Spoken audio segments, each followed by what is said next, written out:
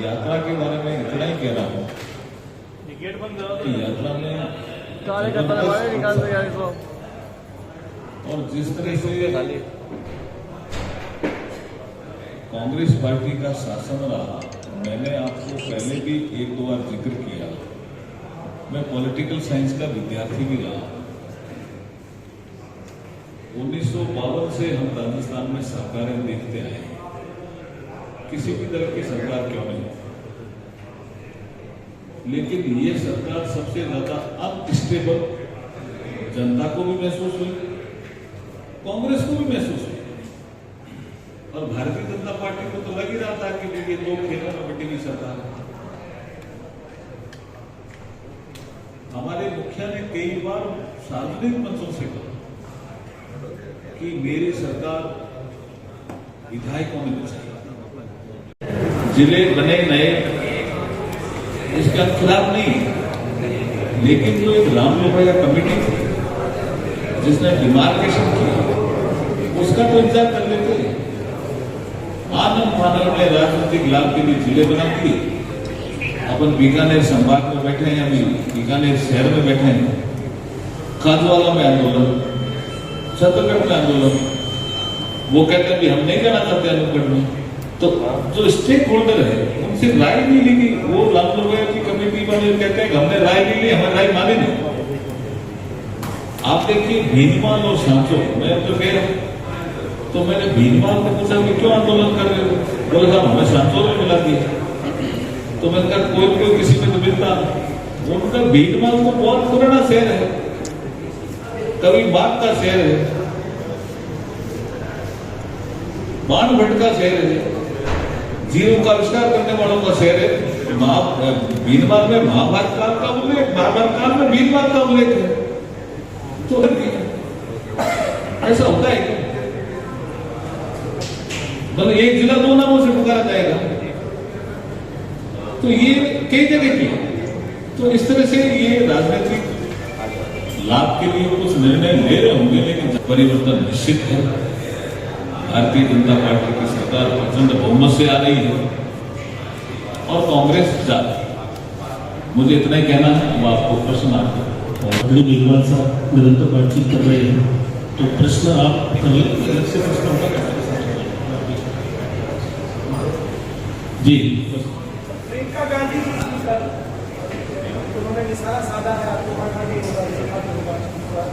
वो कह रहे हैं कि जनता के टैक्स के पैसे से महफिलें की जा रही है, महफिलें सजाई जा रही है, कानून बंदी कर रही है। महफिल क्या होती है उनको पता है क्या? जब उनके पिताजी प्रधानमंत्री थे, पता है ना सबको, एक कोर्ट महफिल सजाने के लिए बाहर भेज दिया था। उनको पूछना चाहिए लोगों को, G20 की बैठक में महफिल क्या है?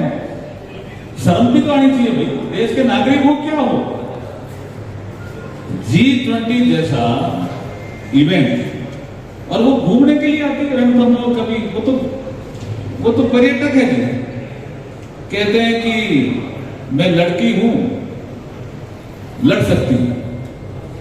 तो यहाँ राजस्थान में कितनी महिलाओं के साथ, इवन दलित महिलाओं के साथ बलात्कार हुआ और गैंगरेप हुआ, कई महिलाओं को निवस्त्र किया गया, उसमें कहा थी कि लड़की लड़ कर सकती है।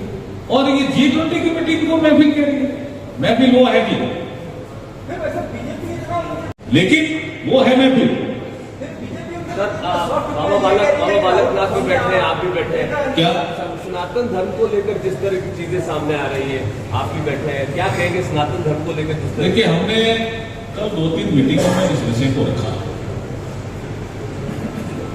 हम ये पूछना चाहते हैं, इवन प्रियंका गांधी से भी पूछना चाहते हैं, और राहुल गांधी से भी पूछना चाहते हैं, और हम सोनिया गांधी से भी पूछना चाहते हैं कि जो आदमी संविधान की शपथ लेता हो और संविधान में सभी धर्मों का आदर करने की बात कही गई हो,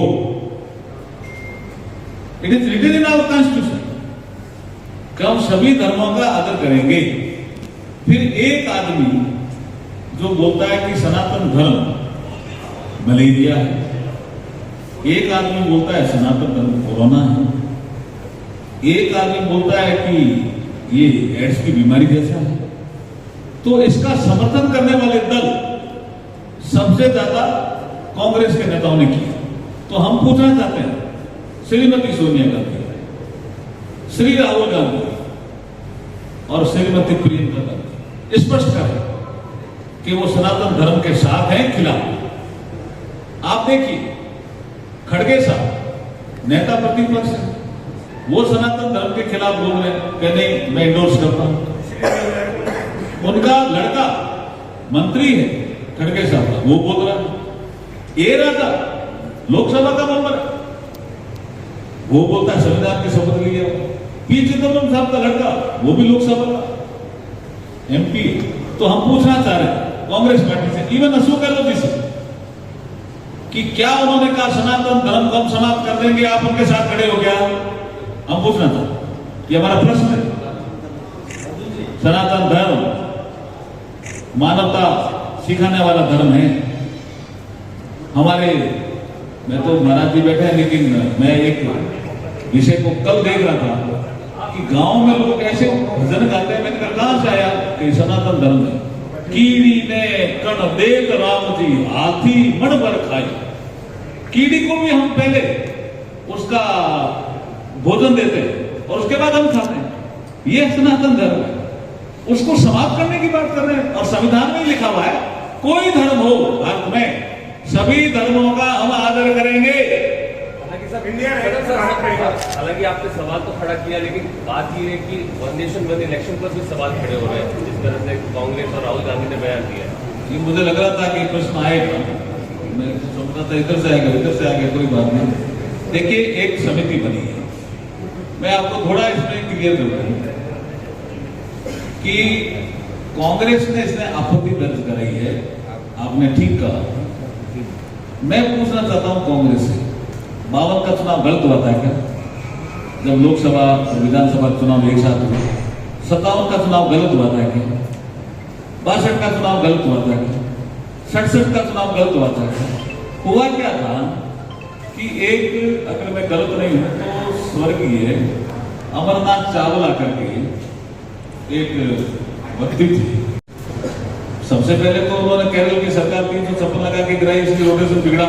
लेकिन एक रिट में जेपी मूवमेंट संपूर्ण क्रांति थी ना, उस समय एक मुद्दा बना कि इलेक्शन रिफॉर्म होने चाहिए देश में।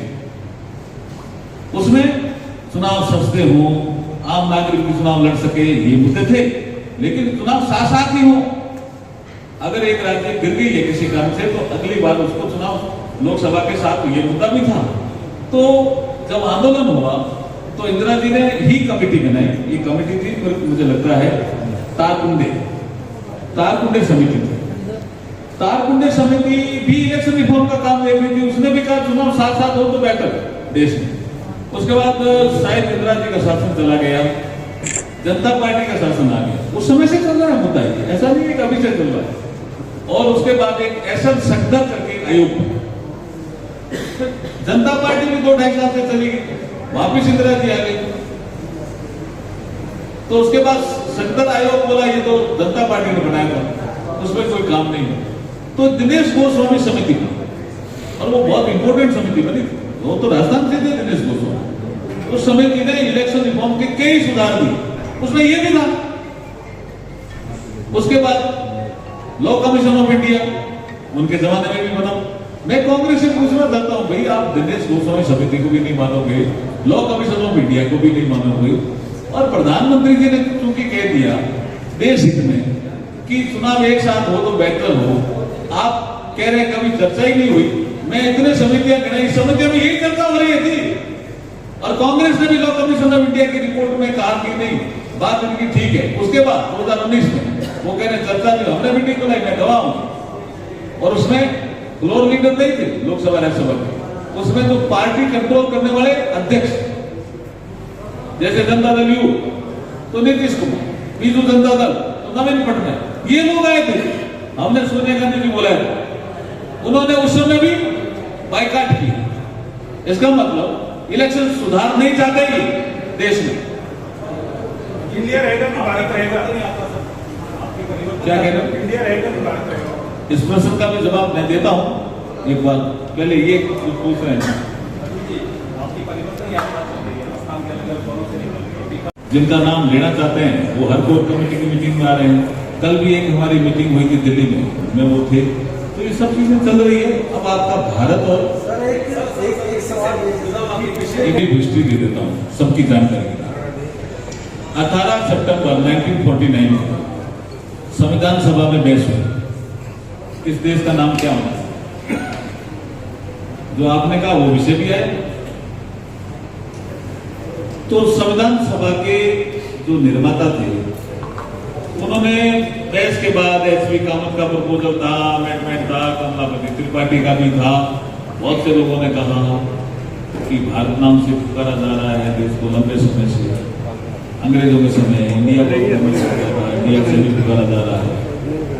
तो फिर संविधान निर्माताओं ने ये तय किया और वो संविधान के मेरे ख्याल में पहले आर्टिकल में था। तो इसलिए भारत अभी से है ऐसा नहीं है। भारत अभी से ऐसा थोड़ी है। उस समय भी चर्चा थी। इंडिया रिप्लेस हो गया, इंडिया हटेगा। मैं क्या कह रहा हूं, संविधान के आर्टिकल में जो शब्द है वो शब्द को यूज करके आप जैसे आप संविधान लेने जाओ। सवाल इसलिए खड़ा हो गया, एक मिनट आप एक संविधान लेने जाओ तो अंग्रेजी में इंडियन कॉन्स्टिट्यूशन होगा, भारत का हिंदी में संविधान लेके जाओ, भारत का संविधान। कोई संविधान बुक लेके जाओ ना आप। अरे भारत के संविधान में भी जो आप जो ऑफिस की कॉपी लेोगे तो ऑथराइज कॉपी होगी, उसका तो हिंदी वर्जन देखोगे सब जगह भारत लिखा हुआ है। भारत में पहली बार ही हम लिख रहे हैं ऐसा थोड़ी है। हिंदी में तो लिखेंगे, भारत लिखेंगे। पहली बार भारत देखा गया प्रेसिडेंट अब जैसे भारतमाला हमने लिखी तब तो किसी ने विरोध नहीं किया। भारत नेट हमने रखा, असली की एक पार्टी साउथ की, मतलब मोदी जी कुछ करेंगे तो विरोध। साउथ की तेलंगाना राष्ट्र समिति पार्टी, उसने नाम भारत रखा, तब विरोध करना चाहिए था इनको जो इनके साथ खड़े हैं। इंडिया लिखा है, ज्यादा चलो में इंडिया लिखा है। तो कोई फर्क नहीं पड़ता जी उससे। आर्टिकल 1 में जो लिखा हुआ है हम उसको सहमत हैं।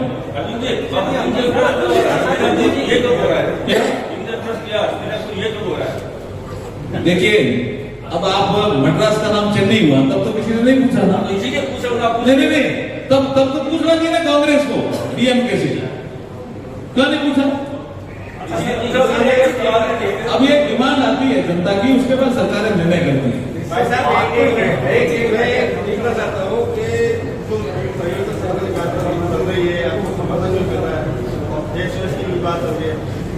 भारतीय जनता पार्टी में आप सही कह रहे हैं, डैमेज कंट्रोल का भी सिस्टम बना हुआ है। हमारे सीनियर लोग इस काम में करते ही हैं, लगे हुए हैं। हर पार्टी करती होगी क्योंकि टिकट तो एक को मिलना है। तो डैमेज कंट्रोल का तो हमारा इनबिल्ट एक बहुत शानदार सिस्टम है, उसके लिए एक अलग समिति भी बनी हुई है।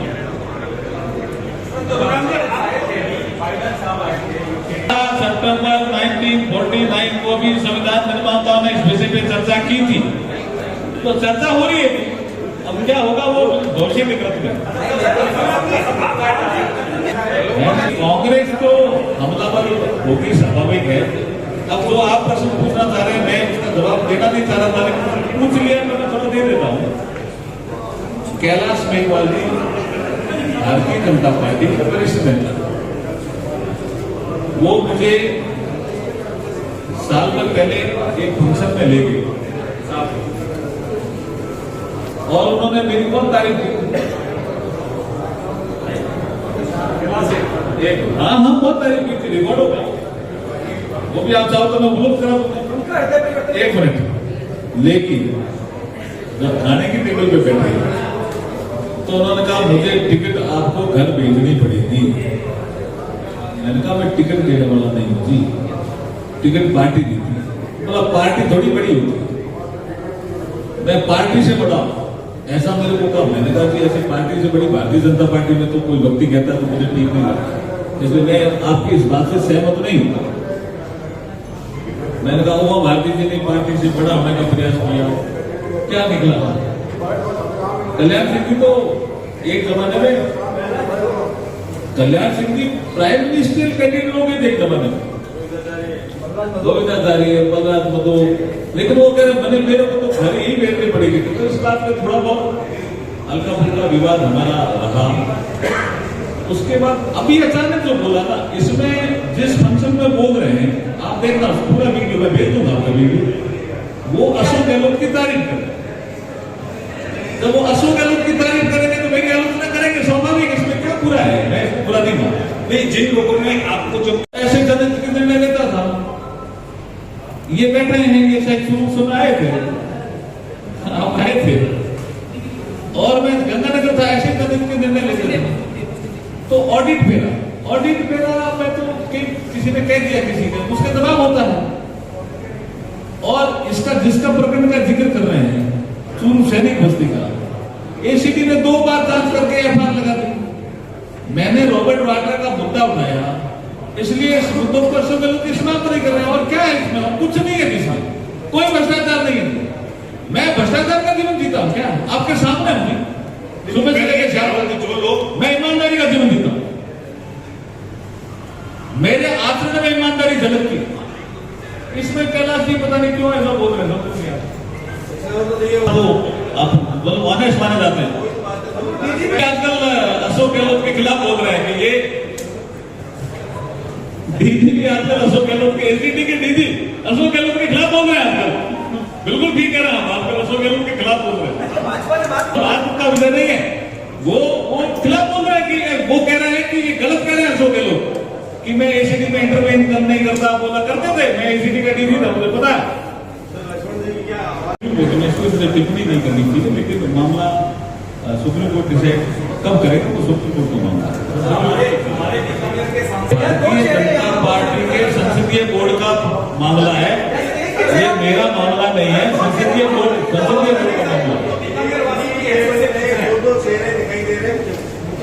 संसदीय बोर्ड का मामला है। संसदीय बोर्ड जो निर्णय करता है, हम सब उसके साथ रहते हैं।